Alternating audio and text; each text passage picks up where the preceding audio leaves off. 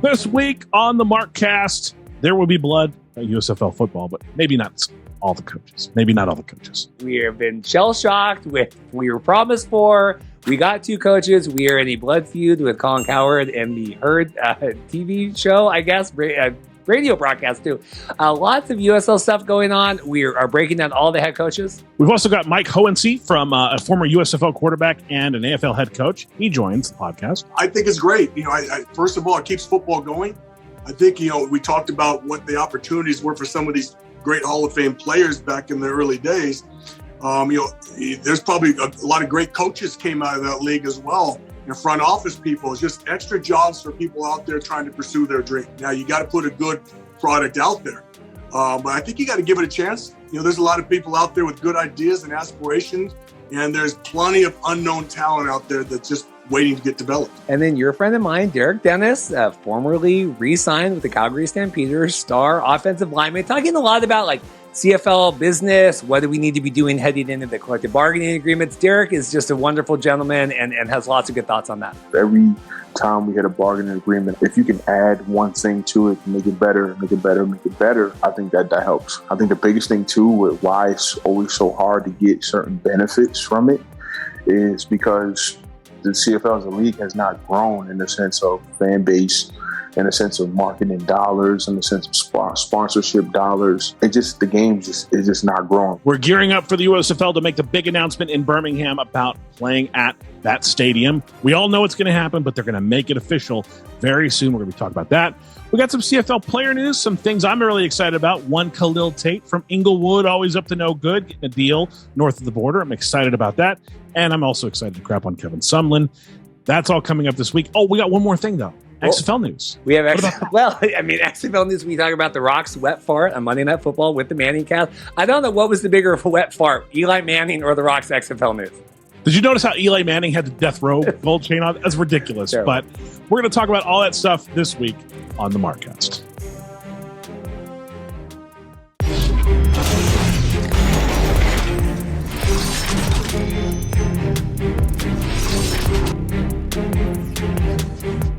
Hello, it's Friday morning. I was going to say it's morning, but it's Friday morning. I need to put the day in there right now. Welcome to the Markcast. Once again, your weekly spot for all football news outside of the NFL. Hello. Lots of when I tweeted the promo this week, it's a very eclectic show. We have USFL news, we have obviously CFL, XFL. Mike Hohensee, he was with the he was an AFL coach for a long time. So we're really highlighting all of your alternative football leagues here this week. So very true. And we also have Derek Dennis on the show, correct? Yeah, Derek Dennis, we've been talking about Derek for a long time. Yeah, so Derek is recently re-signed with the Calgary Stampeders. We talk a lot about that. Derek's a big advocate for players and looking out. The collective bargaining agreements are coming up, all that stuff. So Derek's a good guy to talk to you about that. And then Mike Hohensee, it's double H is silent, second H is silent. He is a former USFL quarterback with the Washington Federals. He played in the for the Ottawa Rough Riders, remember when they were a thing, and then the Toronto Argonauts. And then he was an AFL head coach, Hall of Fame head coach for years. And I just as teaser, I did ask him what he thought about fan control football. So that is good to ask the Hall of Fame Arena Football League coach. Have you heard about this thing called fan control football? Very cool stuff. That's coming up here after our USFL. It looks like a big USFL block that we're going to get into first. A lot of USFL news. A lot of it. Yeah. A lot. It's a lot. So just a couple quick notes. I am wearing my Dallas Cowboys WrestleMania jersey in commemoration of the Dallas Cowboys losing when we went to WrestleMania. Remember when we went to WrestleMania and I thought the biggest fraud was Roman Reigns, but it was actually the Dallas Cowboys of the season. Actually, was probably the guy that yelled "guys" at us. It was the NXT team. So that guy was pretty fraudulent too. And then the title of the episode, There Will Be Blood in USFL Football. Just call me Daniel Plainview. Just call me Daniel Day-Lewis. We have a feud. This is a good gimmick for our podcast. When this came up this week, listener Harrison sent this over. He goes, hey, did you know that Colin Cowherd's going to be covering USFL news weekly now, during the season? And I go, you're coming into our realm. Yeah. Do you think that's a good gimmick? I think that's a good gimmick for the podcast. Okay. I think it's better than opening the can of energy drink. I do think that. So I think if every week we tweet about our blood feuds with Colin Cowherd, eventually they're going to be like, these guys have something wrong with them. As long as you leave Joy out of this, because Joy's Joy's a queen. Joy's a queen. Joy's fine. It is Colin. Colin. Colin. I've listened to a lot of Colin Cowherd lately. And that is an interesting. I'm sorry. Thing. I'm sorry that you've had to listen to this guy. This is a guy like back in 2005. He was like, oh, man, that Arizona-Utah State game is going to be a trap game for Arizona. They're going to lose the first round just like they always do. And then they win against Utah State. And then he's like, oh, Arizona's going to win the whole thing. And I'm like, dude, shut the F up. You were just saying they're going to go out in the first round. Now you can't say they're going to win the whole thing. You're an idiot. Well, so he was like, oh, I'm not many of my friends are Hollywood friends. Like I don't like high drama people. I'm like, you seem like the most high drama person I've ever met. Anyway, like and subscribe. We're getting close to our giveaway. But yeah, big USFL drama today. Everyone knows they had the 4 coaches that were going to be announced. Did you follow any of this? I know you were working. I was super busy with work today, and I wasn't able to follow any of this. Well, I woke up at 6 a.m. to a press release that was sent out, because that's a good time to send out their press release, 6 a.m. Pacific, that they were going to announce the 4 coaches today on the herd. So that seemed normal. You know, we tweeted out everything and people got excited. The USFL tweeted it out, all that stuff. Colin even started the show. It said at the bottom, like, Colin and Joy to announce the 4 remaining USFL head coaches, because later in the show, they're doing the announcement next week in Birmingham, right? That's all official now. They're coming out Tuesday. Halfway through the show, they go, hey, we're going to announce 2 coaches coming up. And even Colin was like, well, I guess we're going to do this in waves now. So they announced Skip Holtz and Kirby Wilson. I don't know either of these gentlemen. I've read a lot about them. But needless to say, there was no other coaches. Very weird. What is going on? Like, this is, if you say you're going to deliver something, just do it. Don't half-ass this. If you're not ready with 8 coaches, don't advertise 8 coaches, because you advertised 8 coaches, you only gave 4, then you're advertising 4, you're only announcing 2. This is a mess. This looks like a mess. The optics on this are not good. They're not good. It was bad enough last week or whatever, 3 weeks ago, we had the Gene Chisnick thing, right? And like he came out and said, like, okay, well, maybe that contract wasn't ready yet, whatever. But it was very weird to have. And the other note about this, and we'll get to it coming up, that Todd Haley was on another podcast this week and had been talking about Jeff Fisher, who is another, he's like a former, he was with the Titans, right, coach, really prestigious career. So in the beginning of the Colin Cowherd segment, they go, they're going to announce the 4 coaches, and then Jeff Fisher is coming up in the show.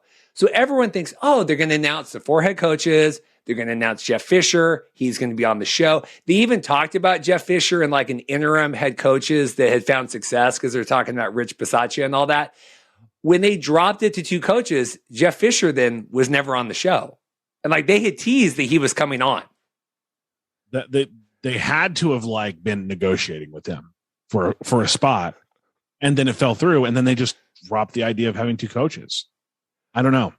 Yeah. So so Skip Holtz is your Birmingham Stallions coach. Is that a prestige? They're calling the Stallions like the most prestige of these teams, right? Because it's in the home base. Is Skip Holtz, is that a prestige coach? I mean, his dad was a great coach at Notre Dame, but I mean, other than that, I think Skip's been getting by on his name, not necessarily his abilities. I think that he's kind of a mediocre coach. Like, he has some success, and for some programs that's great, but for some others, like, you'd never see Skip Holtz coaching a Clemson or an Alabama or even an Auburn. You just, he hasn't coached Auburn, has he? No. You'd never see that. You'd never see that kind of guy. But it's good that he's getting another shot here with some pros, and we'll see what he does. Yeah, and then Kirby Wilson, he is going to be the Pittsburgh Maulers. I keep wanting to spell Pittsburgh B-U-R-G. I never put the H on there. But this is his first head coaching experience. He was a running backs coach with the Patriots, the Washington football team, Tampa Bay, Pittsburgh, Vikings. I mean, he's had a resume, but never, 23 years in the league with the first head coaching experience now. Congrats to him. It's pretty cool that he's getting a shot here. And maybe it's a situation where someone sees what he's doing here and he gets a real shot, at the NFL or maybe a college coaching job. Who knows? Yeah. So anyway, that was kind of the thing. This was the first like sign of panic today I've seen with a lot of people online where they're like, whoa, they tweeted, and then like they deleted the Instagram post. They left the Twitter stuff up there. I had Mark reach out because I didn't want everyone to reach out to USFL and be like, what was the deal? They kind of just said it was sorry for the confusion, right? They didn't obviously have a good explanation. I wasn't trying to hammer down, but right. I mean, clearly something happened here. So obviously they're joining Bart, Andrus, Todd Haley. We know this, Mike Riley, Kevin Sumlin, your favorites. We have a quote from Brian Woods, which is just weird here. Filling 2 more head coaching positions is another huge step for this league. Filling? Like, where that's a huge step. It's like, well, it was a big step. Like, we filled 2 of these positions. Well, you should be filling all 8 when you say you're going to fill all 8. That's where doesn't look good. Yeah, in Skip and Kirby, we've secured 2 outstanding professionals who, like the coaches already announced, have decades of experience. We're still waiting for that, like, rock out name. I think Mike Riley is probably, would you say Mike Riley or Todd Haley would still be the premier? I think Mike Riley's the name that you're like, that's the good name. Todd Haley's okay. He's better than mediocre. He has coached the NFL, but I mean, it kind of balances out when you get 2 good names like that and you get someone like Kevin Sumlin. It kind of balances out to where it's like, it's still kind of pedestrian at best because Kevin Sumlin's so bad. So I have some more thoughts about USFL when we get down to it.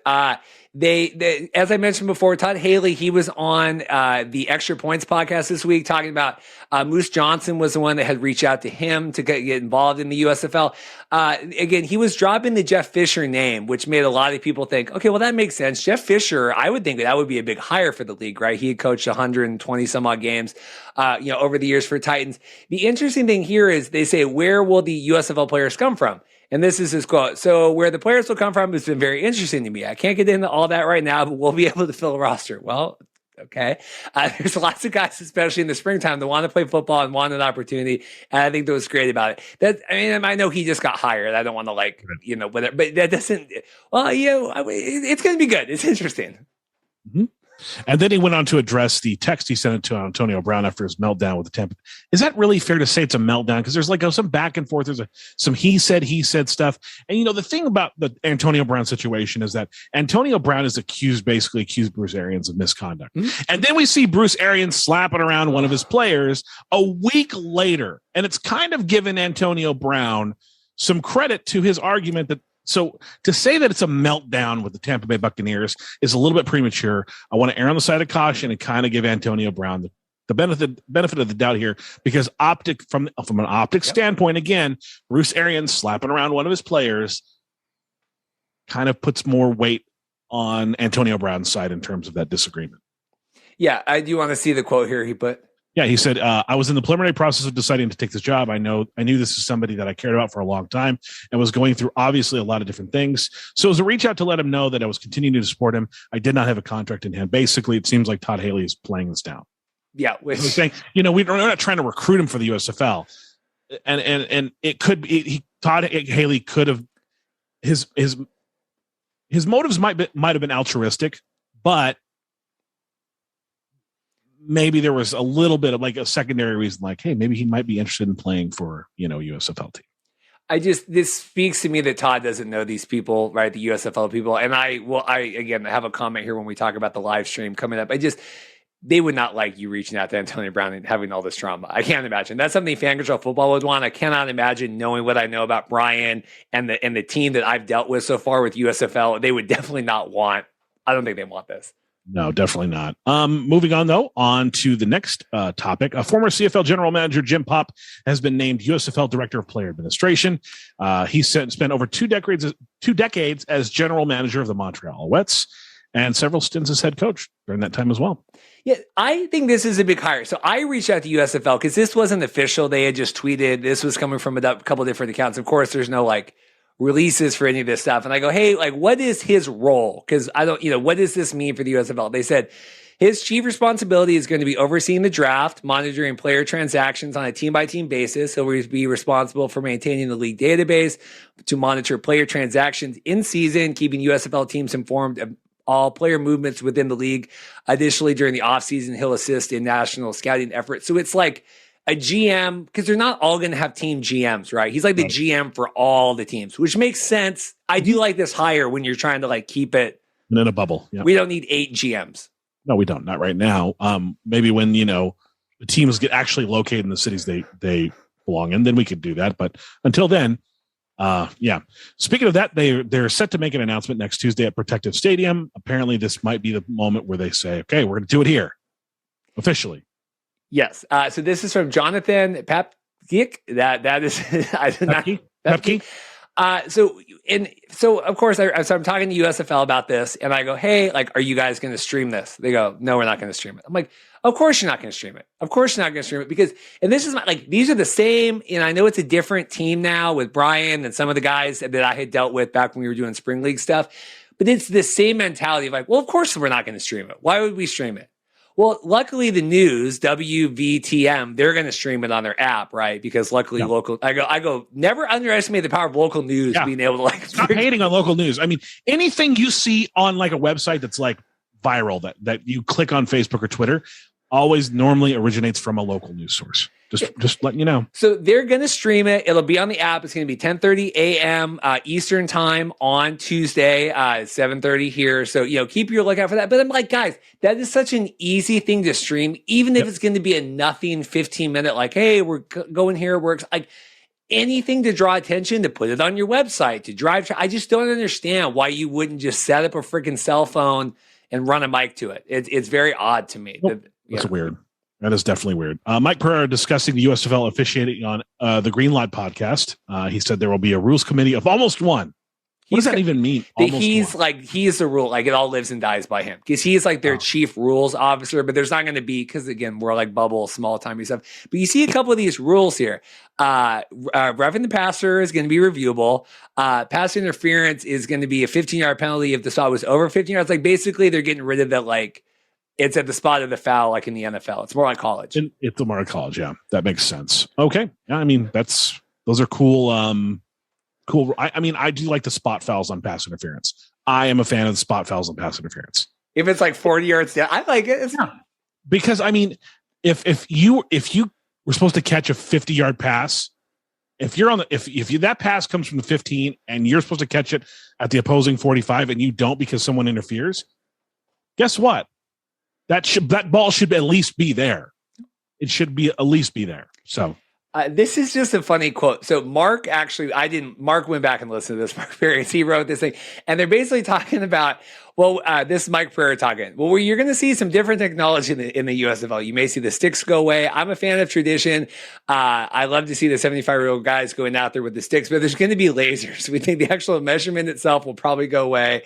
Basically, they're talking about using like spot laser and all I kept thinking reading this whole thing is Austin Powers when Dr. Evil's like, I want freaking sharks with the laser beams on his head.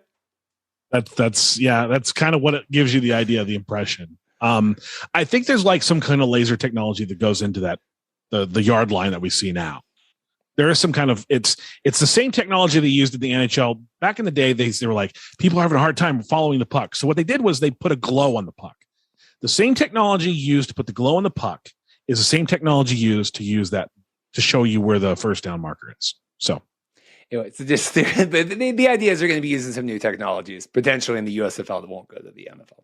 Cool stuff. All right, coming up after the break, we're going to talk to Reed's going to talk to Mike Hohensee and Derek Dennis, and then some CFL and XFL news right after this.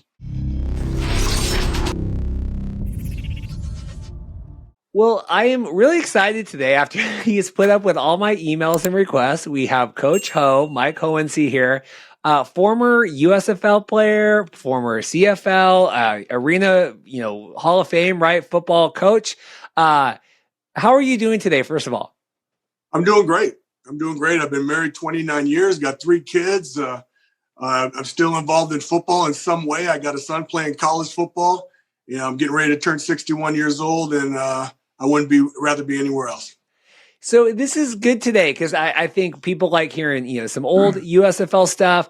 I kind of we can get your thoughts on this new. I know you're not following it a lot, but I think even just hearing things, that vibes with kind of what I think.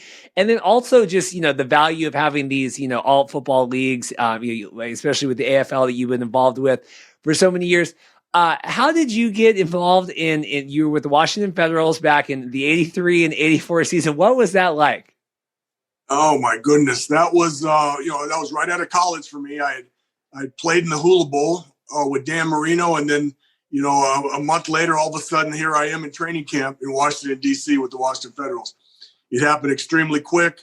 My agent said it's a new league. They're paying good money for kids. And I came out the year of the quarterback back in '83. So it was tough. You know what I mean? You had, the great John Elway, that class right there. And I was, kind of the middle of the road type of kid. I had some talent. I didn't have a lot of wins in college, but I did some good things. And I think, Washington Federals took a shot at me. Reading back, and it's interesting now too, because me and especially our listener Seth, that I think you connect with as well online, we're big Washington football fans, right? And with the Redskins and now all this stuff. And I was reading a lot this morning, getting ready for this, about the questions they had of going into Washington with the USFL, competing with the Washington team that just won the Super Bowl, right? Like 2 months, right, or was it 30 days or whatever before? What was it like playing in Washington? And did you, I guess, make sense playing in that market? Yeah. Initially, we had a training camp down in Florida, so we didn't get hit right away. But once we got there, it was just business as usual. I was a rookie.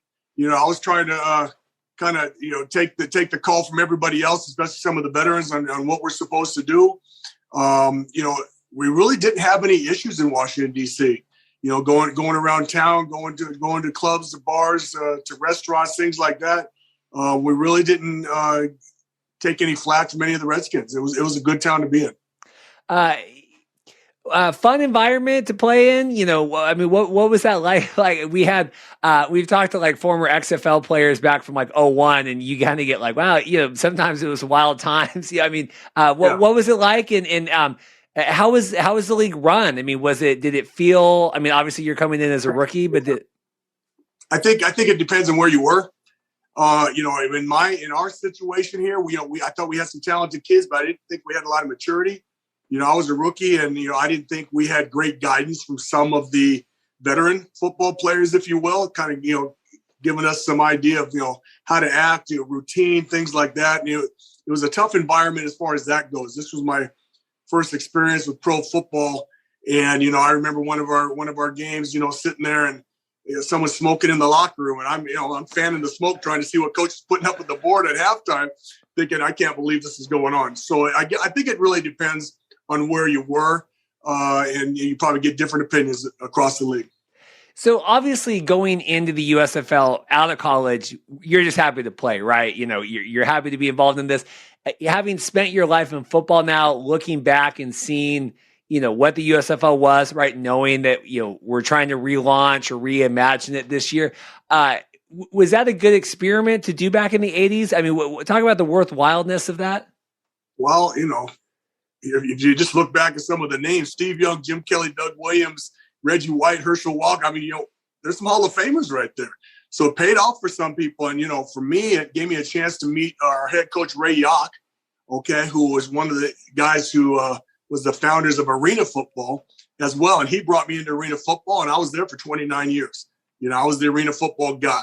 So good or bad, that's what happened, and I had a great career in arena football. So I think it was good for me. I had to grow up quick, because I didn't have a lot. Like I said, I didn't have a lot of guidance. I had to figure some things out for myself, and I think that helped me along the way, especially in my coaching, understanding what some of the young players are going through initially when they get out of college.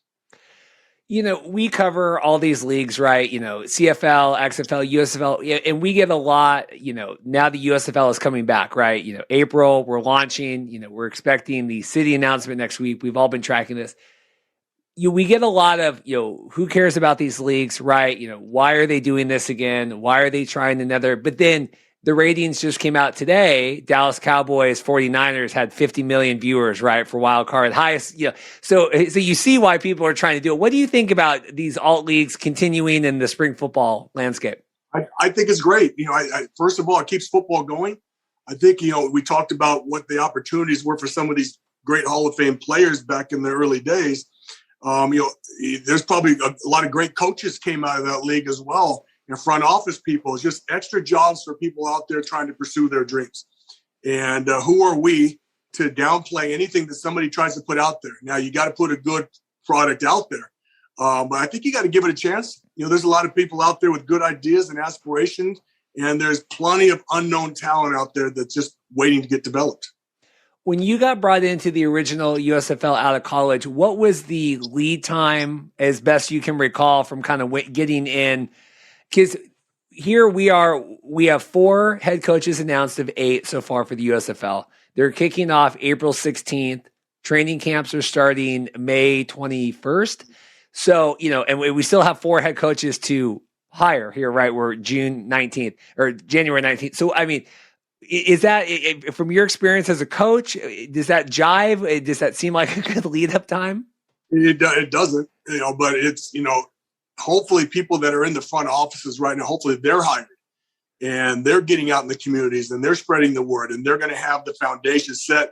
So when the coach gets there, he has everything he needs. And now he can surround himself with great coaches and players and so forth. And hopefully you already got some great individuals in the building when you arrive that are willing to listen and to support you when you get there. Because obviously, time is short for these people and they want to do a good job, because a lot of these people this might be the last job they get as a coach. And for some of these guys, it's the first time. So you got that dynamic working where some people are just trying to get a little bit extra cash on their way out. And somebody's looking for something to do for the next 50, 60 years of their life. So I think it's very important right now that if they don't have a coach, whoever's in that building, whoever's in charge of that market is doing a great job and doing their due diligence. When you're an arena coach, obviously you have some guys that are playing in there, right, full time. That's what they do. This is their passion. They're working. Yeah. And then you have other guys, right, that maybe are trying to get into other leagues, right, coming back down again. You have a lot of maybe turnover, right, year to year. Does that affect how you deal with players and put together the scheme? It's not like you got the same 53 guys coming back the next year, right, in the NFL where, okay, let's build on what we have. I think, it's kind of tough to compare arena football and outdoor football. We're dealing with 8 kids. We gotta teach them a whole new sport, basically. You may still know how to throw and catch and block and tackle, but you got to learn the nuances of the different rules. I think there was 100 and something different rules in arena football that those great, talented players had to learn before they could be great, talented arena football players. Now, I don't know how different or what they're going to try to do with rule changes in the new USFL, but if they keep it close to what the outdoor game is right now, and they can put a good product out there, what a great feeder system for the NFL, for not only just the players, but good young coaches that looking for an opportunity that just, don't know how to get their foot in the door. I was that kid. I was lucky. I got my first head coaching job in Washington, D.C. John Elway's dad was the head coach. He got called to the old World Football League out there. And I was sitting there as an assistant on the phone with the guy who owned the team. And he hung up, said, he took this job. Do you want to be the head coach? I'm 28 years old. Without even thinking about it, I said, yeah. Was I ready for it? Absolutely not. But we figured it out. I surrounded myself with good people, and they gave me an opportunity, and I was ready for it, emotionally anyway, and energy-wise, and youth, and all of those things that come with being a new coach. And, again, the most important thing was I surrounded myself with good people I could trust. Is there enough, like you said, bringing in these players, teaching them this new sport, then when they're trying to maybe go back out, is there enough similarities? I mean, how does that translate then back the other way if people are trying to get tape and trying to get experience? Well, with football, I think it did. With arena football, you still had to be able to throw the ball. I thought quarterbacks left the arena football league better quarterbacks than when they got there. I mean, the game was just faster. I mean, look at Kurt Warner. Okay, the game slowed down for him when he went into the NFL. And now the kid, he's wearing a jacket. He's awesome. He's a guy that all of us emulated and rooted for as he went. And he took all the great qualities that our league had to offer. And it wasn't all good, okay? But he took all the great qualities and took it into the NFL and made the most of it. What do you think of the negativity that some of these, like I said before, they're doing this again? I can't, because I see every time on Twitter, hey, Rock is coming out talking about XFL, whatever, on Monday Night Football. You got these people, I can't believe they're doing that again. I can't believe I mean, what do you say to the critics of these, just because it's not the NFL, it doesn't matter kind of people? What if their son needed a job? What if their son is an aspiring coach and all of a sudden this was the only opportunity he got? He goes out, does a great job. The right person sees him. Now, all of a sudden, that guy's Belichick years later, because Belichick wasn't Belichick when he first started out. And he had to develop into that dynamic coach. And those type of things happen. I'm not going to put it on anybody. I mean, if someone wants to give it a shot, great. If it doesn't work, it doesn't work. If it works, fantastic. Okay, but I'm not going to sit there and criticize it. I'm not going to be the guy that ends it for everybody else that's trying to live out their dream. Who are we to do that? I think that's ridiculous. It's one of those things, like we said before, it's jobs for everybody, right? It's jobs for staff, the arena workers. I mean, granted, this USFL is all going to be in one stadium right now, but it's still, we've gone back and forth with the reporters that are, covering it in Birmingham, and they're like, well, it's 40,000 hotel room nights over 3 months. I mean, that's money and jobs and economy, and Yeah, who are we to fight that? That's what I don't understand. If it's not affecting you, okay, then just leave it alone. Let them go do their thing. I mean, most of the people that end up being famous and rich and all of those things, we didn't know nothing about them for a long, long time. And then we saw the product of their opportunities and how they took advantage of them. And that's what we ended up seeing when we see a lot of these superstars. Do you think arena, these other leagues, do you think that they attract a different, like you said, more diverse coaches, right? We're getting people in that might not be getting the shot. I mean, just the competitiveness, I can't imagine, right? They're like right now in the NFL, there's 8 spots or whatever. We're trying to fill it by 1 million different qualified people. It's expanding that pool, right, of jobs and opportunities. Think about all those guys that are on the fringe in the NFL or kids that are coming out of college that probably won't make it in the NFL, but they might get into training camp. And all of a sudden, this league appears. That was me. I got that opportunity to fail, to succeed, had to deal with both of those. And I ran with it, and I'm still running with it at 61. So the possibilities are endless for these young men and women. What a great league to experiment and give these people an opportunity to see if they can do it. If they don't, they don't. They still have the pressure of going out there and putting a good product out there and winning. It's not like they're just being given a job and say it don't matter what you do, okay, or how you do it. They're still going to have to produce. So you transferred from USFL into the CFL, right, in '85. What made the jump there? Because it was right. Washington moved down to Orlando, right? So what drew you to the CFL? I just got a call. My time in the USFL, it was like the 3rd year out, and I just got a call from somebody up there to come to training camp. I went up to training camp. I was up there for a couple seasons, and moved on. What was it like learning? I mean, a totally different game that way too. We talk a lot with, American players going, talking about that. Yeah, it's tough. Just being in a different country was different for me the first time I had crossed the border. So, you go from the USFL, you get into the Arena Football League, then you go up to the CFL. 3 totally different things than what I was used to and what I had dreamed of. I wanted to play pro ball, and I did. The respect, and we're talking with Derek Dennis, one of the CFL All-Stars, just got re-signed with the Stampeders today on the show, talking about, maybe the lack of respect, right, some CFL players get versus, people playing in the States or like we talked about, arena play. I mean, what do you say to that? Because it's a tough. There's guys in the NFL that don't get respect, and they're playing it.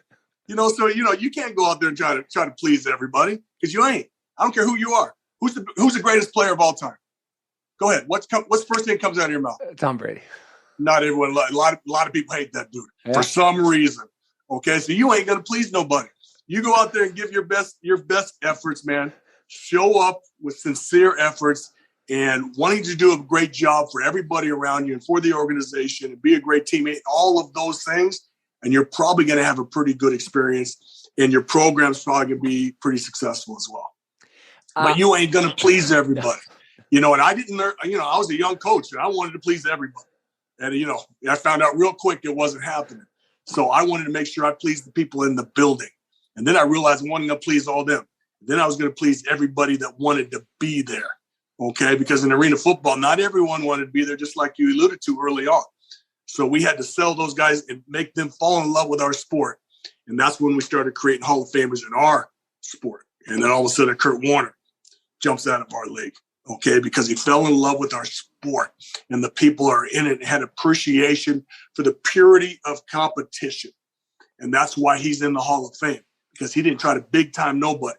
He was the best where he was and took steps from there. It's just interesting. Yeah, we talk all the time about it. Do you feel like the players, not that any player doesn't work hard ever, but when you're like in arena and you're proving yourself, or like you're in the USFL, like I got to earn my spot here. I mean, is there a lack of, there's no complacency, right? Because like I got to earn every snap here. I mean, what do you see when you see the players? Yeah, well, you're going to see all of it. You're going to see that hungry guy that everybody focuses on right now. You see him, oh, that guy loves the sport.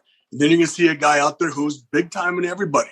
Okay, and he ain't helping nobody, and that guy's going to be a cancer to the organization. And you got to either figure out a way to remove the cancer or treat the cancer, okay, so you're still successful, or you get rid of it and you move on. Because there's too many good people usually in an organization. They're trying to do the right things. And I don't want to be the guy that keeps letting that other guy in, affecting everybody else's experience. And I don't want to hear about it 40 years later. Curious your thoughts on this. So in theory, right, USFL, 2.0 is coming out this year. XFL is returning in February. So in theory, you're going to have two competing spring leagues, right?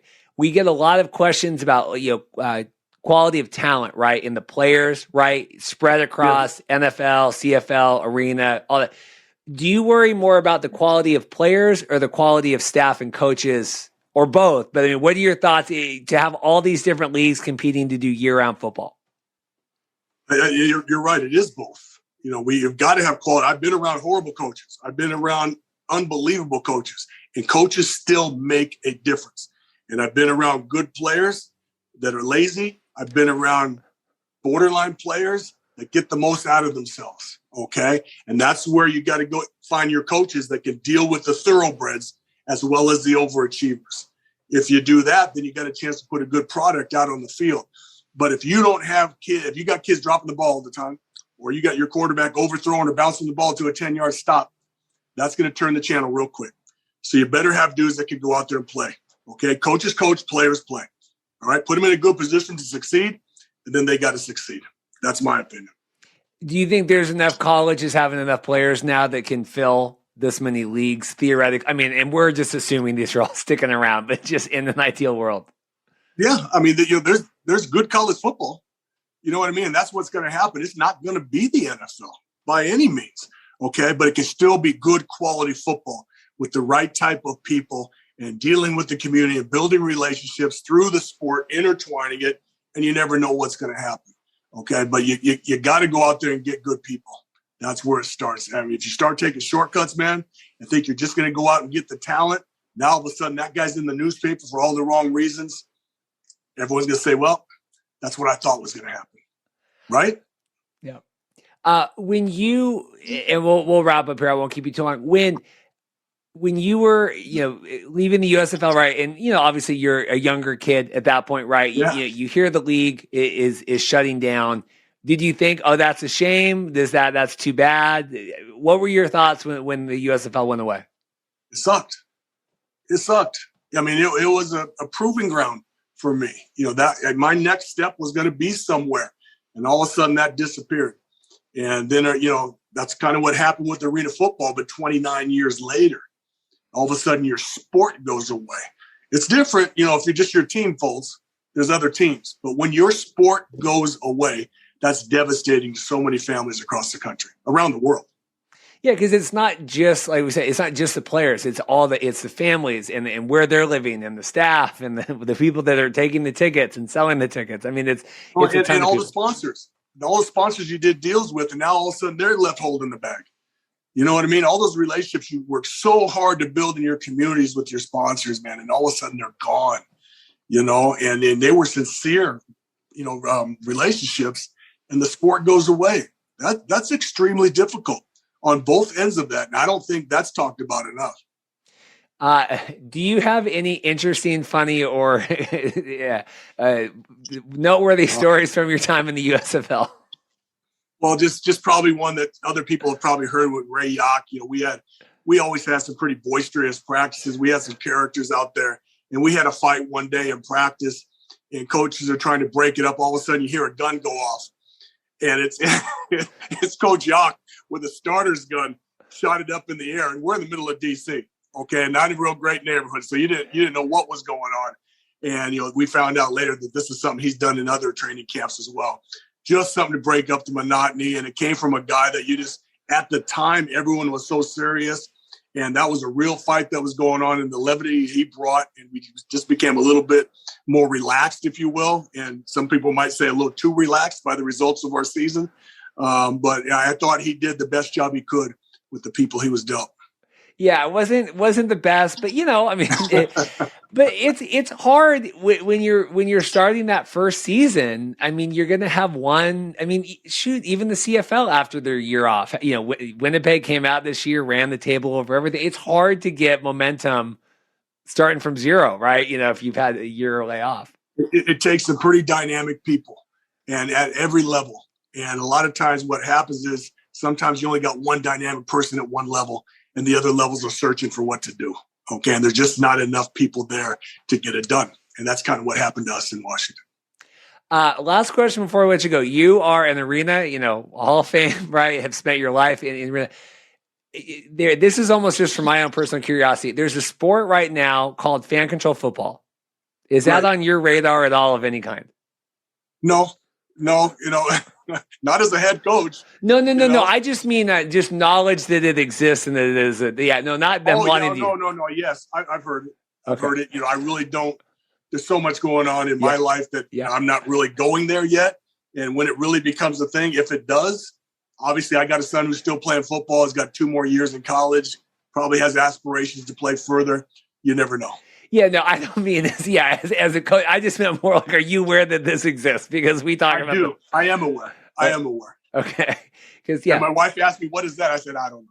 Because they talk a big game. I figured if anyone in the world, you as a Hall of Fame, arena coach would know one way or another if it was good. Hey, you know what though? If they can make that work, I think that's remarkable. I think that the players and coaches under those kind of circumstances, I think that's daunting as far as that task goes to make that work. It is, yeah. My co-host, it would be remarkable. Paul likes that word. It would be remarkable if they got that. Coach Ho, thank you so much for, like I said, for putting up the time and just a crazy life. CFL and USFL and arena and everything in between and globetrotting. Across the country, and it's been fun. I appreciate your time. Thank you for reaching out. Thank you.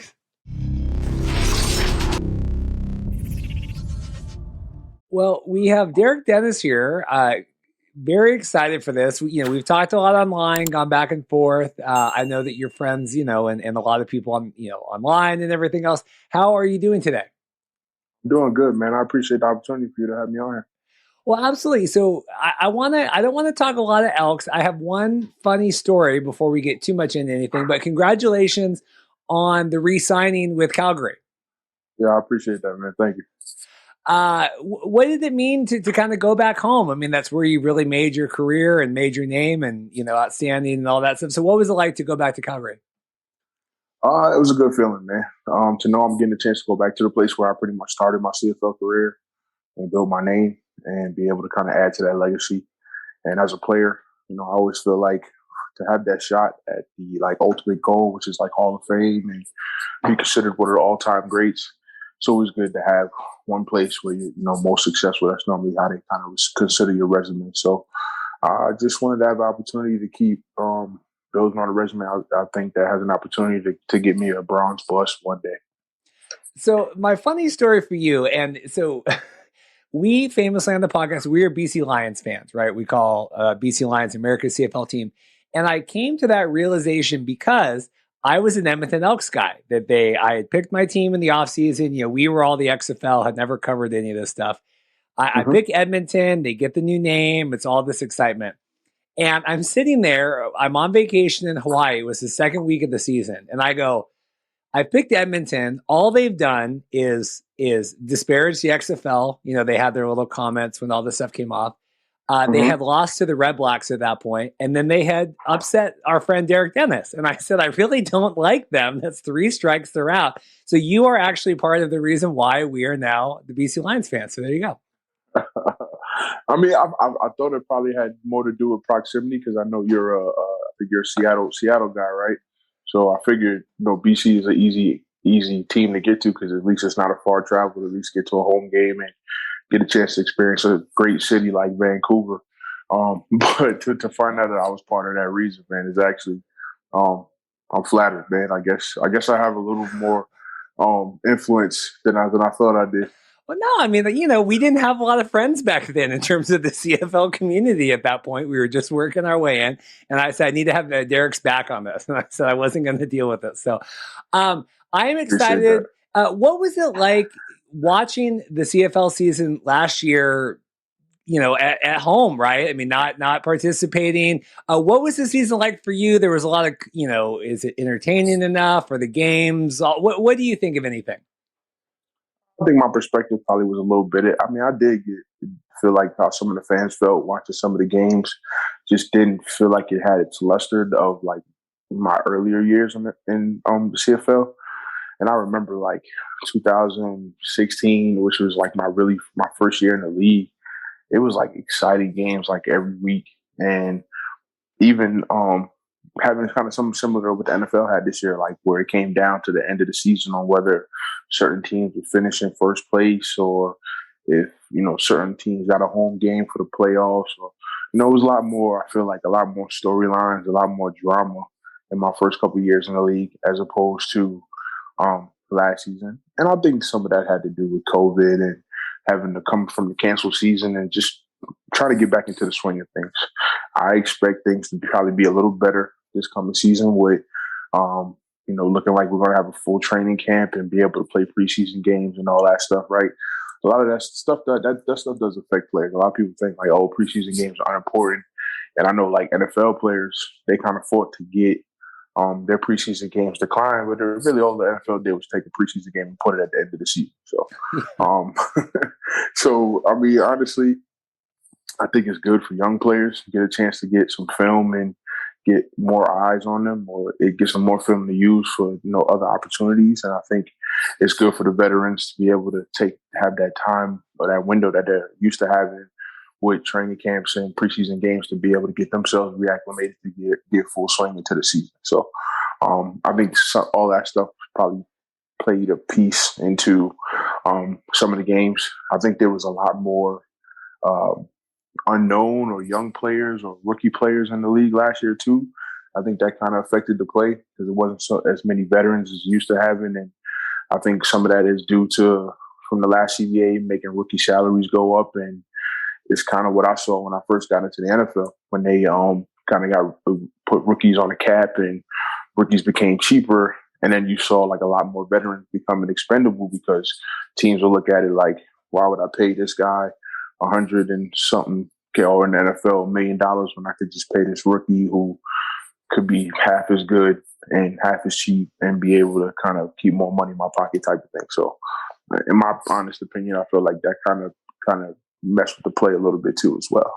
Because I having never stepped foot at all in any realm of any field of play myself, I have to imagine that the excitement of the game is purely the fans. I mean, the players, you don't care about that. You care about winning, right? And performing and doing your job. Like, you don't care if the score was 30-33 or if you won 3-0. I mean, it doesn't, right? A win is a win. And that, I mean, I have to imagine that's a lot of just the fans and the media kind of trying to talk, right?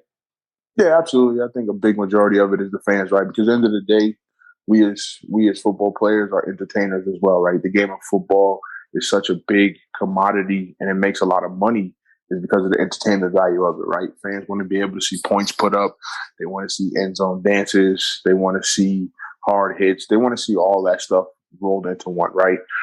So only like real football purists, they get excited for like a defensive game where the score is like 9-12 and they're like, oh, this game was full of great defense, right? But defense may win championships, but they don't sell tickets. That's the honest opinion of it. So the flashy skill positions, like that's what I grew up, how I got acclimated to the game of football was I grew up watching the Randy Mosses and the Chris Carters and the Ocho Cincos. And so that's my era of NFL. So that's what sells, man. So I think having great skill players and being able to have good defensive plays, but also having good offensive performances, I think it's just part of the equation now to make the entertainment value go up, and that's what sells. That's what makes money, the entertainment value. Now, forgive me if you've answered this question 10 million times, but I know my wife will be listening to the interview at this point and going, "This Derek guy is so nice. Why is his nickname Bone Crusher?" So actually, a couple years ago, I did cover this point. The reason why my name is Bone Crusher is it's a nickname I got in high school. So when I was in high school, I used to have this super huge afro. And as people know, there was a rapper by the name of Bone Crusher. So me being the biggest kid in high school and I had an afro, the kids thought it would be funny to say you look like Bone Crusher the rapper, right? Because he was a big guy who had a lot of hair. And that was just naturally how the name started. And then I remember the first time I played a game of football, my junior year of high school, I actually I had two nicknames. So before that, people was calling me D1, all right? I got the Bone Crusher nickname when I went to prep school. And when I went to prep school, a lot of the kids, when they finally was on the football team, saw me play, and they was like, I think, I'm not sure if it was in practice or it was first game of the year, I ended up hurting somebody and breaking their ankle or fracturing their leg, something crazy. And the kids was like, "Oh, he's the Bone Crusher for real." And then it just kind of stuck, and they just kept calling me the Bone Crusher. And then when I got to college, my college coaches thought it was cool that I had a nickname like the Bone Crusher, so they would call me it whenever I did good stuff.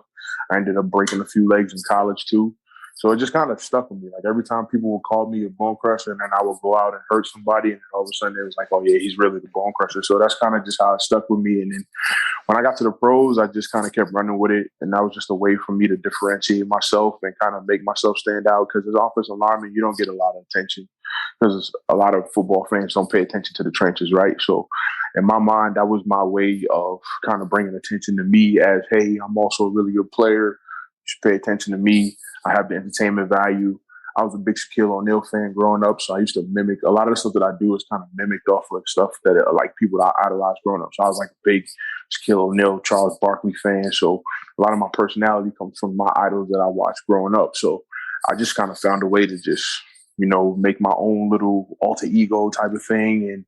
And I kind of threw in with the dyed hair and all that stuff. And it just kind of took a mind of its own. So that's really how it started. So do you think, because for years it's always been, the O-line doesn't get enough respect, right? The game's won in the trenches.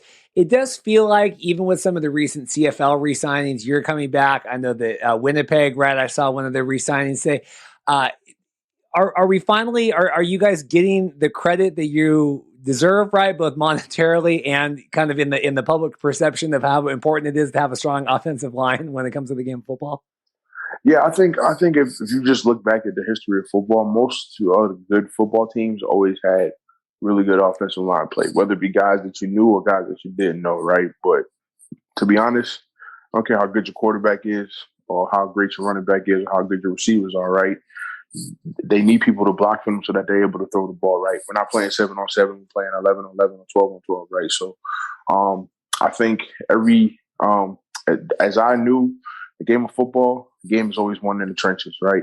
So, defense wins championships, and offense, gets you far. But if you don't got good defensive line play, you don't got a good offensive line play. There's not really much you can do with the other guys, right? So, good DBs get a chance to get picks because you got a good defensive line who's getting pressure and forcing the quarterback into errant throws, right? Good, big explosive offensive plays happen when you got good blocking, quarterbacks on the touch. He's able to see the field. He's able to get the guys who are open once the play develops and able to happen, right? So it's all intertwined together, and it always starts up front. You talked before about how you think it's hard, offensive, especially to line up personality right, get their names out there. You are very vocal online, right? I mean that in a good way, right? Always. I just saw you talking over the weekend, right, about we're going into the bargaining agreements, right, and players and getting sponsors. What do you, as someone that's played both sides of the border, right, seen how it kind of goes, what do you think is the biggest issue for players here kind of coming up in the next, as we approach this bargaining agreement, as we approach the next year, obviously, money and the CFL business. I mean, there's a lot of different ways you could take that, but what ways on your mind? I think, again, always in bargaining agreement, especially for us as players, we have to be able to push the needle, right? And I think if you look at the history of sporting unions and what they were able to get from the big corporations is, I always say the reason why you see NBA players have so much power over their futures and what happens to them and being able to determine where they go and where they play and how much they make is because they went on strike a number of times. And they kind of forced the owners to be like, hey, we are the product. We are what brings in the money. We are what put bums in the seats, right? So no one's coming to see you. Most people don't even know who the owners are unless they're hardcore fans. You know, it's the casual fans, right? And the popularity of the NBA globally and these players being able to market themselves and being able to create names for themselves outside of just wearing a jersey is the part of the reason for the growth of the NBA. I think the transition that you saw when you saw a league like the NBA kind of progress was Michael Jordan, right? They got a talent that was just beyond, bigger than the sport, bigger than anything. And it was a global icon, right? With everything. Sneakers, the sneaker industry changed because of Michael Jordan. You know, like the game of the NBA changed because of Michael Jordan. So that's that type of stuff. Yeah, granted, we are CFL players, probably not going to be able to, we're not there yet, but you always want to keep pushing the needle for the future, right? And as a player who's involved in the business, whether it affects me or not, I want to be able to come back 10, 15 years from now and see guys see the fruits of, you know, what I did. It's kind of the same feeling I got from college, right? I went to a school like Tampa University, who when I got there was probably one of the worst college teams in the country. No one watched them play, was always getting their butt kicked and always helped. And I was part of that transition to help turn it around. People started to take it serious. And now they got a nice facility there because I was part of that early transition to help people start taking Temple serious, right? Now we got 10, 15 guys in the NFL as opposed to having none when I got there because we helped kind of change that mindset, that tradition, and kind of instill something that the future generations could kind of use and take to elevate, right? So I think, we as players today may have a little more than what players in the past, but my thing with the CFL is that what players in the past had, I mean, you think about it, we're guys 30, 40, 50 years removed. It's not too much different, right? It's kind of similar. So my thing is always trying to find ways to push the envelope and get people thinking, get the wheels turning, right? I think the CFL has been kind of stuck in that, if it's not broke, don't fix it type of mindset, as opposed to you see a league like the NFL who's just found ways over the years to grow and evolve and change and get bigger and bigger and bigger. And that's what creates big business, right? NFL players are complaining that they don't get most of the money that the NFL makes, right? But they get paid really well. So it's always people be like, oh, what are you guys complaining about? You guys get paid well. Like, yeah, we make millions, but the owners make billions. So it's always the idea that there's more money coming in and we're helping generate that revenue, then we should have a bigger piece of the pie type of mindset. So I just feel like in terms of what CFL players get, support, money, like all aspects, like we even put stuff for players who play in the league and then, you know, may move on to other things. It's not a lot of programs and things in place that's helping alumni players be able to kind of make that transition and improve, right? So that's things that we need to focus on as a union. And I hope, you know, that's going to be part of the talks this time around, is to find ways to help make the players better, whether it's on the field or off the field. Because it's just weird, you know, with the CFL where, you know, a lot of the guys are going home, you know, doing things in the off season, right? Training, but obviously it's not right. You're not making, you know, like you are in the NFL where you can sit there and say, I'm training the next, you know, 6 months to get ready to go. I just don't know. Does that stick in the players' heads, right? Like, we got to build this, or are you away and then you're coming back and then you're playing again? You know what I mean? Is it always top of mind, trying to make sure everyone's looking out for each other in that way? I have no idea. No, I mean, it has to be. Again, our union is a little more unique. It's because we have a lot more, in a sense, like international things that we have to deal with, as opposed to like the NFL, where their international content is not as high as us, right? We have American players, we have CFL players, and now you're starting to incorporate global players into the mix, right? So where do everybody fit into this equation to be able to have one unified stance when essentially a lot of different things affect us all, right? Canadian players don't have to deal with the I'm losing my train of thought with the money. What we call the exchange rate conversion. Exchange rate and conversion. Right. Canadian players don't deal with that. American players also have to deal with possibly taking care of two homes. Right. If you have a home here in the States, but you have to pay for a place to live for 6 months while you're in Canada. Right. You have to, if you got family and kids, right, you got to be able to make sure that they're taken care of while you're up there doing what you need to do. Right. So there's a lot of things that kind of play into it that affects different members of the union. And I think always trying to find some type of unified stance that's kind of helping the game elevate becomes a challenge, right? I'm not going to say it's easy. I would be lying if I said it was easy. But I think if we could find a way to have like maybe 5 or 6 sticking points that are like really important, that helps everyone as a whole, and then find other ways to help, set up programs or something in place for certain players, whether it be American or Canadian, that kind of helps to benefit them in a positive manner. I think that kind of shows some type of progress, right? But again, you got to pick and choose your battles. And you also have to find out what's more pressing to get on the list, and then what needs to be addressed as you go along through the years, right? So I think if every time we hit a bargaining agreement, I think it's always like every 3 or 4 years, if you can add one thing to it to make it better, I think that helps. I think the biggest thing too, with why it's always so hard to get certain benefits from it, is because the CFL as a league has not grown in the sense of fan base, in the sense of marketing dollars, in the sense of sponsorship dollars. The game is just not growing, right? And that's because the popularity of the NFL is just so widespread globally that you're going to have a real hard time if you can't find a way to just attack your own niche market. Kind of like what I felt happened with the XFL, right? XFL wasn't trying to be, hey, we're NFL's little brother. It's kind of more like, hey, we're a different brand of football, but it's still football, and we're going to give you some fun and entertainment in the windows where you don't get that same NFL excitement, right? So I think there's ways to get it done. The fact is, do people want to get it done, or do they want to try to get it done? That's always the question that you run into. It does kill me. It's the CFL, and we're, I'm a CFL fan now. We went to the Grey Cup this year. I feel like I can speak, but you hear all the time, like, we're not competing with the NFL, right? Like, we're different. We're doing other thing. But then last weekend with the wild card games in the NFL, there were a couple blowouts, and that's partially just because too many teams in the NFL playoffs, right? You got a lot of these, 7 seeds that maybe shouldn't be in there. But all I saw online was all these people, CFL games are better. CFL games are better. I'm like,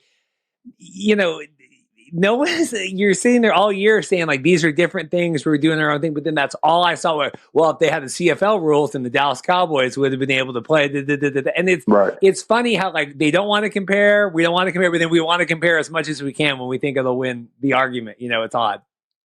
Yeah. That's something that you see with, and I think that I had this discussion with somebody a couple of days ago, and I said some of that I think has to do with like the Canadian people's mentality of having this inferiority complex when it comes to American things, right? Because I remember a couple of years ago, I made a tweet when I was watching, it was a TV show, I forgot, the police show with Terry Crews in them, right? Yeah. And Terry Crews made a joke saying like, oh, he had a buddy who he doesn't like to see because he had a 10-year career playing in the CFL. And it was like, oh, yeah, that's awesome. And he was like, yeah, it's Canada. They're soft. Like, so it's easy to have a 10-year football career, right? Something like that. Like, right. Stuff like that kind of sticks out when you look at how the American media portrays Canada and Canadian people. And I think a lot of them have this kind of inferiority complex where it's kind of like we have to show Americans that we're just as good or better type of thing, right? Instead of just kind of saying this is our thing, this is what we do, this is how we. I always tell people, man, like Canada is a great country, full of great people. It's a great time. I think it's like just a smaller version of the U.S., right? Just because it's not as in a sense of like it's not a lot of markets, not a place to live because Canada is such a big country, but the northern part of it is really like kind of uninhabitable in the sense of not being able to build more cities, right? America just has more. They kind of covered all their land and build more cities. So of course, there's more people, right? So, but I love Canada as a whole, man. Like, it's not one city that I don't enjoy being in. Every city has its own uniqueness to it, which I think is awesome. Like, you go to Montreal and you get that French Canadian feel with things. You go to Vancouver, you get more of like they have a lot of like Asian flavor and stuff like that you get introduced to.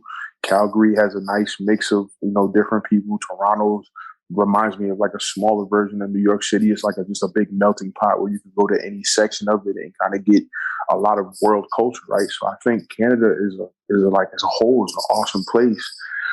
I think a lot of that just comes from the mindset of them thinking like we have to show.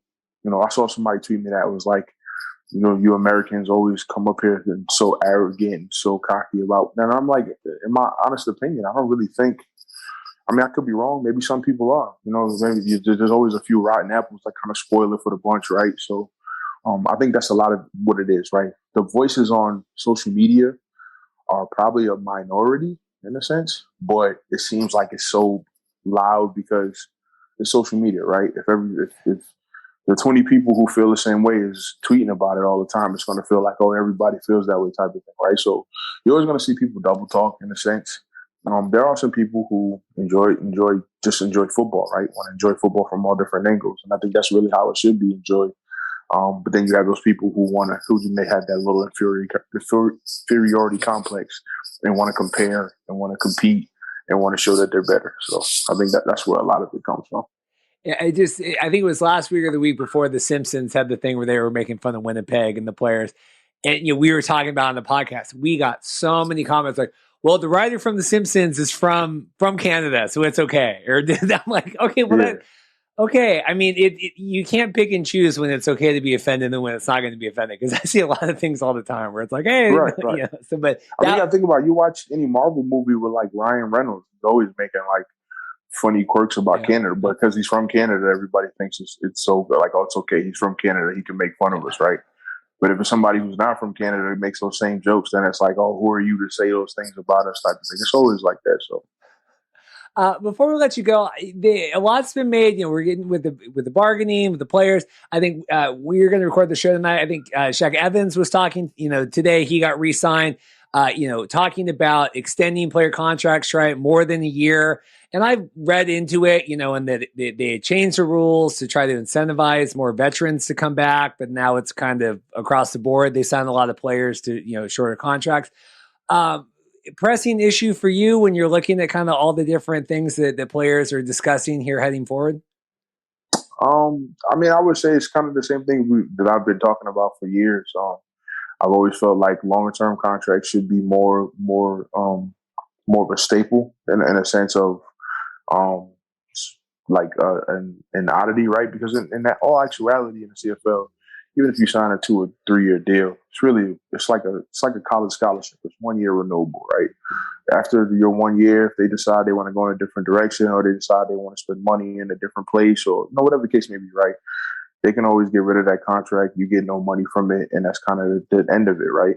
That's kind of like what you see with coaches, right? When they decide they don't want to coach anymore, and they cut them. The only difference is coaches still get paid as players don't.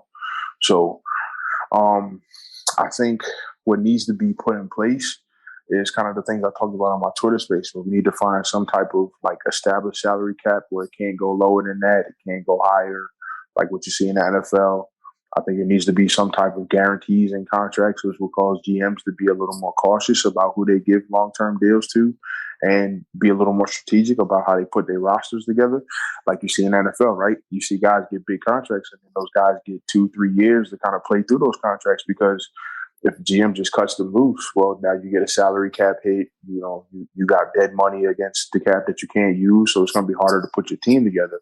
So when you start to commit to these long-term contracts to players, it's going to force you to really think about, is this really worth it, right? You got to be a little more smart about it, a little more strategic. So I think guarantees are something that needs to be explored, and it doesn't have to be large. I know sometimes people hear guarantees and they think like, oh, these guys want the whole contract guaranteed. Like, no. If you give me a 2-year deal, at least in year 2, if I make it to January 1st, instead of giving me a roster bonus, or if I make it to December 15th, like, NFL has like different dates where you hit it and you get certain bonuses and guarantees, right? So if I sign my name on a dotted line for this contract, at least if the contract is worth 500,000, at least 150 or 200,000 of it is guaranteed, right? So if any point you get rid of me, I at least get something out of it, right?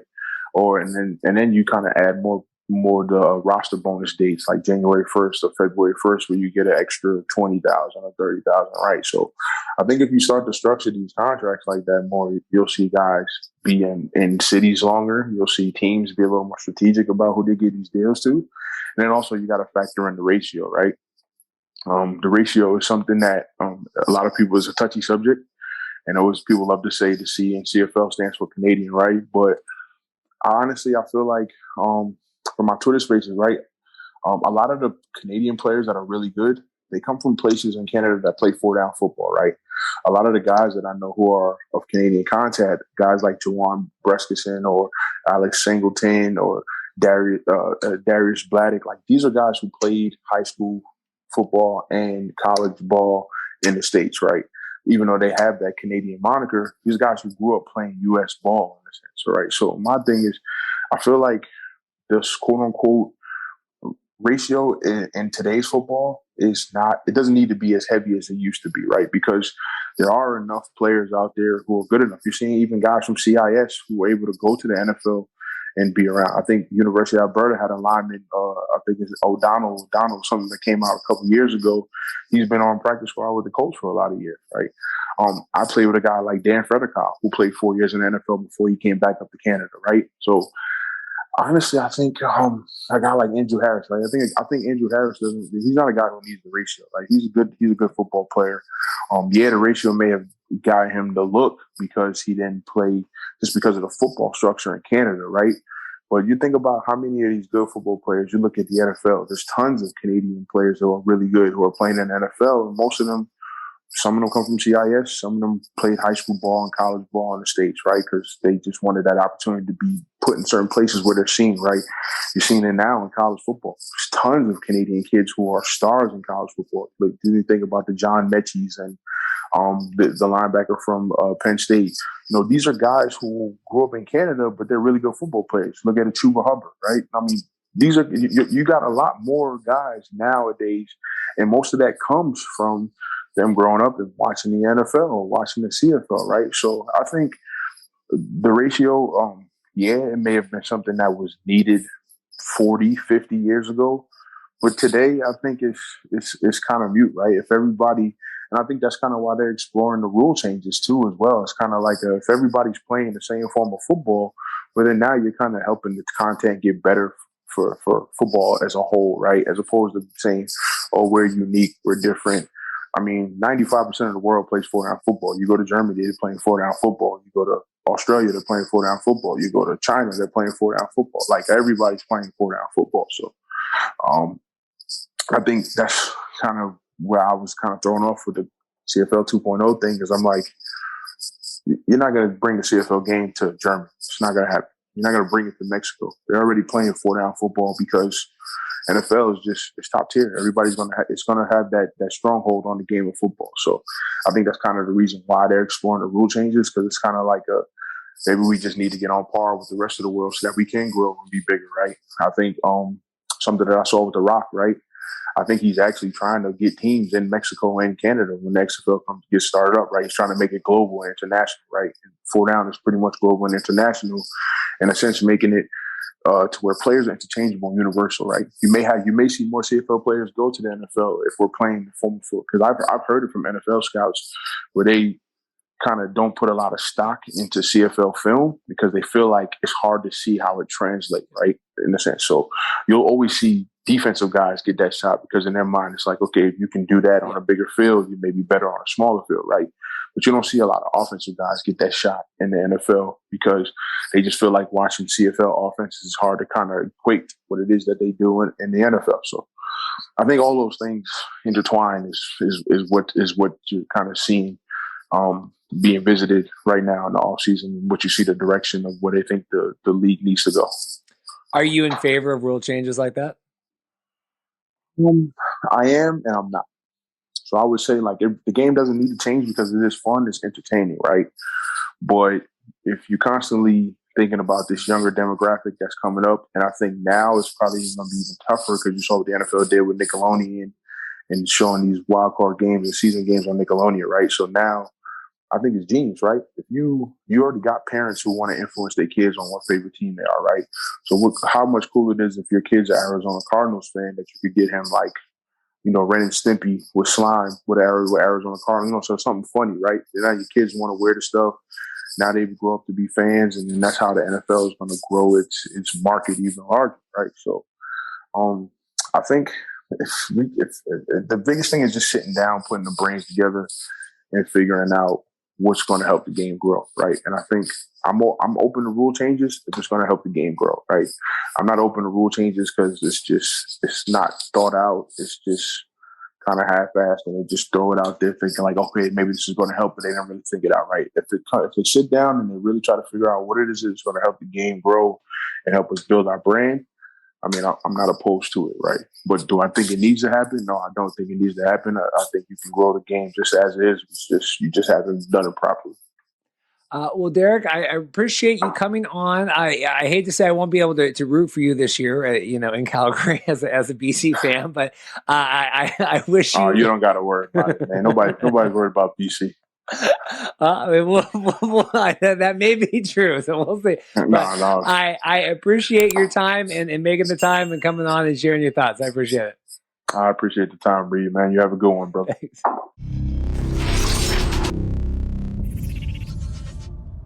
Welcome back to the show. I want to thank Mike Hohensee and Derek Dennis for joining Reed to talk about their situations, their scenarios, everything regarding that. Very interesting stuff from Mike there, specifically about that fan-controlled football. Interesting. Well, I just thought you're a Hall of Fame arena football guy. It's like I gotta know what he thinks about the fan control. So speaking of Derek Dennis, his CFL, his league that he plays in, the Blue Bombers have agreed to terms on extension with the CFL's most outstanding player, Zach Collaros. This just came in. I had a whole story about how they were negotiating with him and all these numbers and everything. And then right tonight, there you go. I mean, that's a good thing we record at this time sometimes because this just came in. Zach Collaros is signed for a 1-year extension. So Winnipeg is bringing back everybody. I'm very scared. Pretty much. A new survey indicating the age discrepancy regarding CFL making possible NFL-style changes. Of course, we're talking about probably 3 downs here. 3 downs and 4 downs. Yeah, this came out last week right after Friday. Ledger, right? They're the big Canadian thing. The drama with this is, of course, only 1,500 Canadians were surveyed, right? How do you get a census of the country? Yeah. To me, these are like purely clickbait, and that's kind of why I wanted to talk about this. But basically, for the 15% that would be, they would lose interest if they did it. 12% would be increased. It's you're never going to get anything from this, but this got a lot of clicks and a lot of drama online because you can use the numbers either which way. Right. We jumped around here a little bit. We probably should have put this next to the Zach Collaros thing, but the Blue Bombers have extended the contract of most outstanding defensive player, Adam Bighill. Very cool. This is exciting. Also, I have been talking with Adam Bighill. He is a star, a phenomenal football player. And I've been talking with these people. I think he's going to be on the podcast here in a couple of weeks. So he is from Montesana, Washington, which is right in my backyard. He went to Central Washington University. I said, this is incredible. There you go. Shaq Evans has re-signed with the Rough Riders. It looks like it's going to be an extension. Does it say when it ends or just another year going through the next year? He was out for a lot of the season. He had a broken leg early on, brought him back. He also, the story, I put this in here, and Derek Dennis and I talked about this a lot too, is him wanting the longer player contracts. Derek had a lot of thoughts with that in his interview as well, talking about that. You see the quotes he had here. Yeah, it says he noticed the first year in the league in 2018, guys literally move like puzzle pieces. It's crazy all over the league. A dude will be traded in the middle of the season, go back to the same team. I've seen it all, so I definitely think longer contracts should definitely be a staple in the CFL at some point. And something that happens with the longer contracts is more money's paid. So sometimes it's harder to move those pieces if you have a longer contract with more money being paid. Like if you believe in someone so much and you give them a 6-year deal, guess what? No team is taking on that 6-year deal. And I like the idea of like, if you are a franchise and you make a stupid decision financially or make a great decision financially, you should have to stick to that. And it seems like there's not a lot of teams that are, they just go 1-2 years and then you're done. Well, it's like the Carson Wentz of it. Like the Eagles were crippled and now the Colts are crippled. Like it's like you've crippled all these franchises now with this horrendous contract. Until Derek Carr goes to Indy, and then the Las Vegas trades for Russell Wilson, and then Indy's not so crippled. Wow. Carson Wentz has to be probably the big bust. If it weren't for Tim Couch, Carson Wentz would be the biggest first number 1 draft pick bust. And I told this guy I used to work with, and I'm like, it's going to be a bust situation when the backup quarterback from the University of Arizona comes in and wins you a Super Bowl. That should have been a sign. On those CBA notes, future Canadian Football Hall of Fame defensive end, they're already saying he's going to be in the Hall of Fame. He's a future Hall of Famer. John Bowman believes the CFL's upcoming collective bargaining period will go a lot more smoothly than past negotiations. Yeah, so the other reason this is in here is John Bowman also just got signed as the new defensive line coach for our America's BC Lions.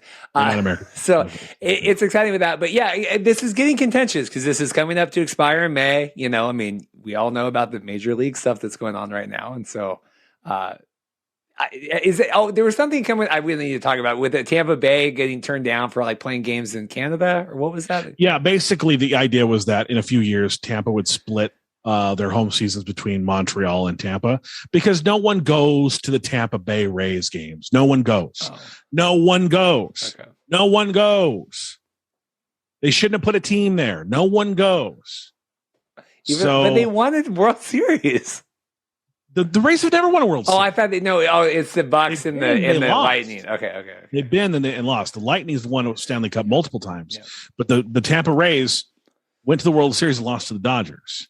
So that was interesting to say the least, because that I'm telling you, if they don't get that situation in Tampa fixed, that they're going to lose that team. No one goes to the Trop. It's a dump. It is a dump. It's in a bad area. It's a bad stadium. And if the Tampa Bay, if they don't get it fixed, it's going to be the Nashville Rays or the return of the Montreal Expos. One of the two. One last note. The spring 2019 here, they had 97% players voted in favor of a strike. Do you see this on the collective bargaining? That's insane to me.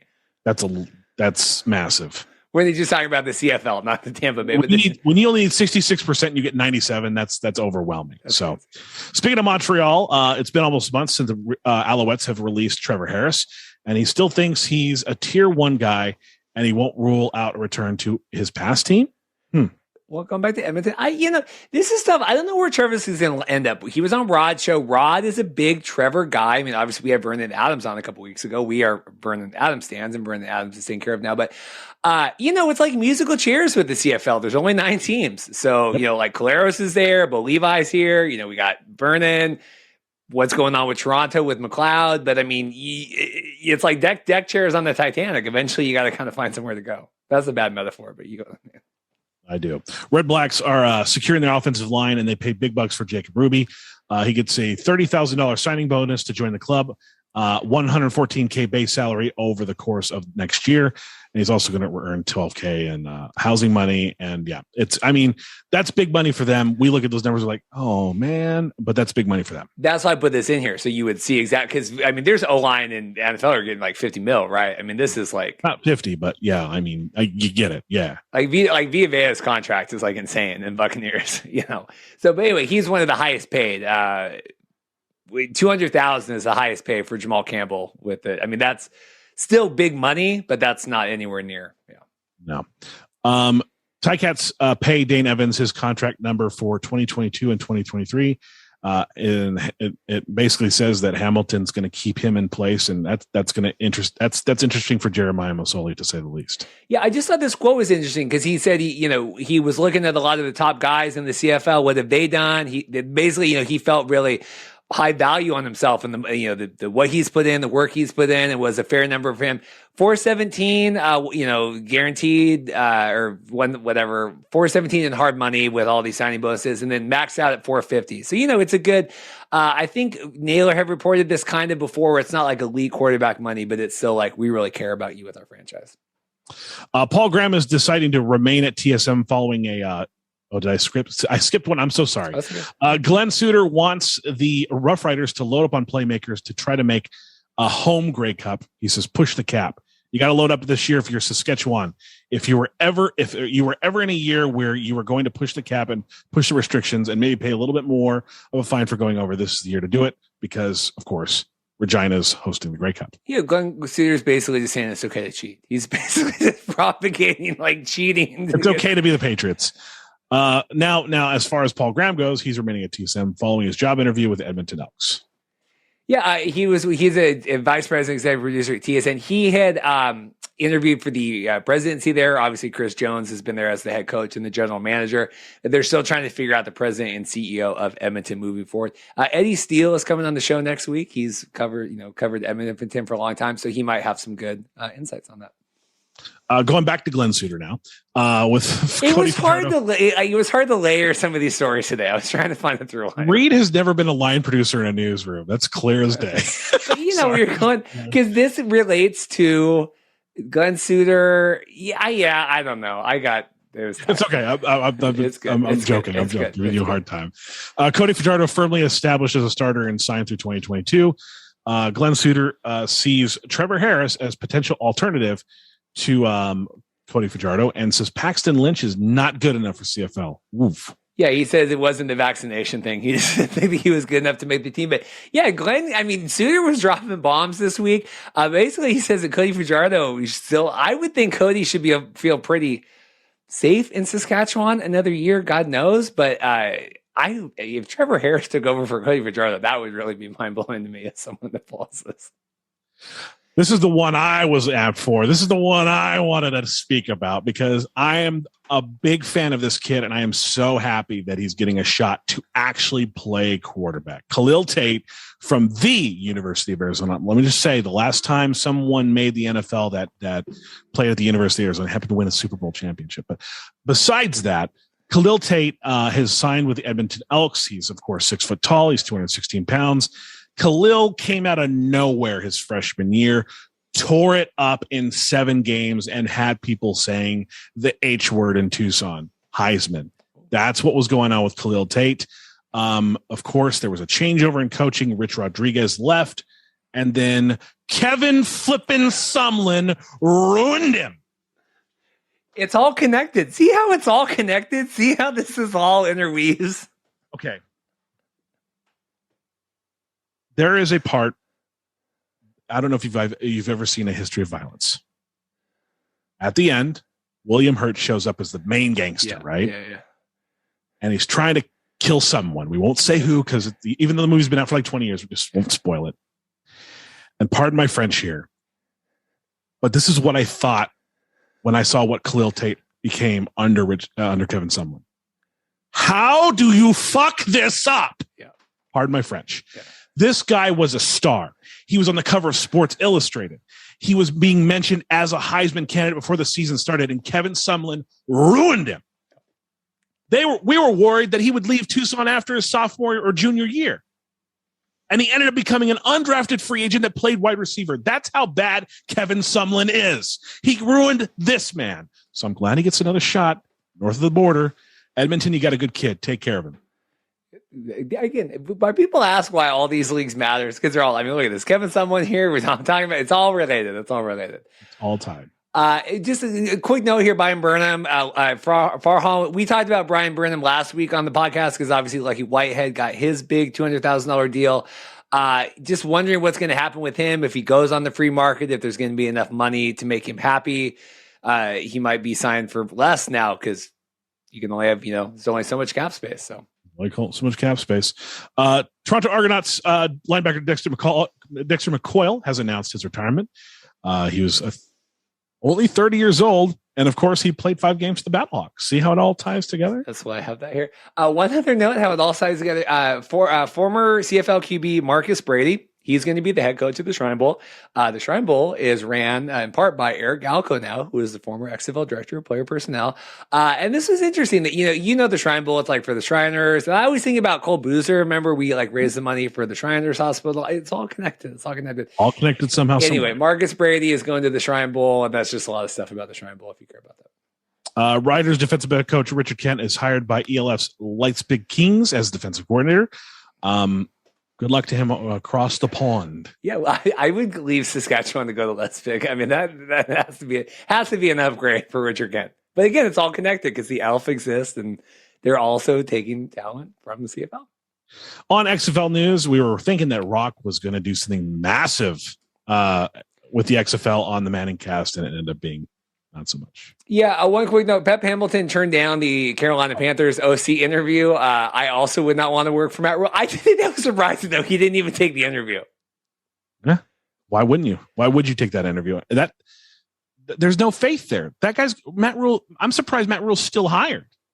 He'll be gone after this year. You're not getting 7 years, Matt. I'm sorry. But I just couldn't believe that you wouldn't even. I mean, good for Pep. Like, he must feel good with the Houston, with Texans. But like, I just couldn't believe he wouldn't even take. And obviously, Pep, former DC Defenders head coach. It's got to be a toxic situation. That's why Pep is like, I don't want any part of that. Yeah. So back on the Rock now. Now I'm the one out of order. Oh, that's good. Yeah, I watched it. Thank God I wasn't. We went to the Kraken game. It was a day off. There was a lot of day drinking happening. So thankfully I wasn't in a position where I had to like live tweet anything like from the.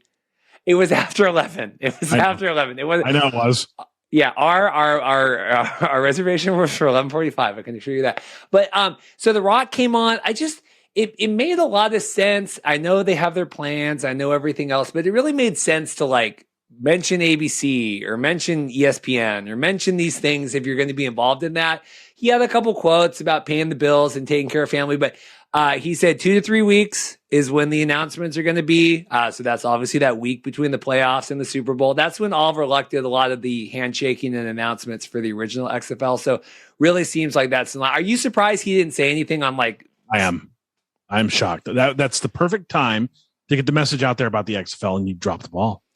I don't know why, but I mean, like he taught, but everyone was waiting. Everyone was waiting. I mean, even like even certain XFL podcasts were waiting to do their episodes live after the show, and I was like, well, I'm glad I didn't have to do that because nothing. And then the last thing here, it's the story that never dies. XFL, we're talking about the Dome at Americas again. Fox 2 is reporting that we've talked about this, Kitty Radcliffe, they're telling them that they've been in contact, but no agreements are in place. It just seems like I never get this from I never get this from LA or Houston or Seattle. Like, everyone in St. Louis knows exactly who is involved in everything and can speak all about it at any given time. And I just don't believe that. I see a lot of people tweet, right? Like Bruno Reagan played for the Battlehawks. He's a radio host, but like he'll tweet. I'm like, you can't all know everything that's happening here.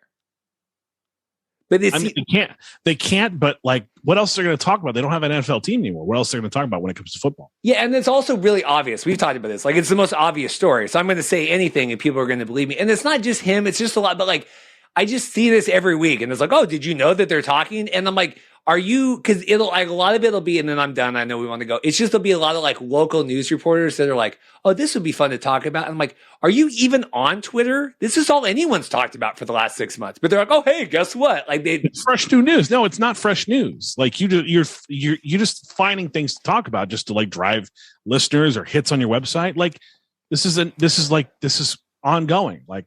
And this is happening it's not just happening in St. Louis. Yeah. The problem is St. Louis has nothing else to focus on than this when it comes to football. So that's why everybody's talking about it there.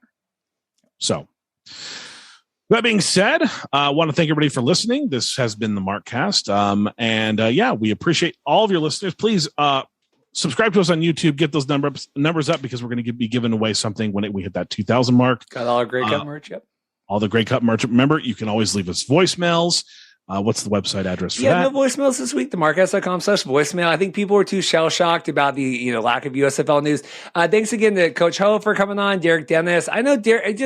We're getting some more CFL guys. I love this. Getting the guys that are really passionate now that we're in the off season. I hate bothering CFL players in season and dealing with all that stuff. But getting a good swath of guests here, I feel good. I think that's good for our like brand visibility. So. Very cool stuff. Again, tune into us every week and subscribe to us on your podcast player. If you're taking us around, we're back on on Stitcher. Thank Lord. Back on Stitcher now. So anybody that's got an Android phone, you got us on Stitcher. If you're not listening to us on Spotify, if you're not listening to us on Pandora or Amazon or whatever the case may be, you got us everywhere. Again, thank you for listening, and we'll see you here next week.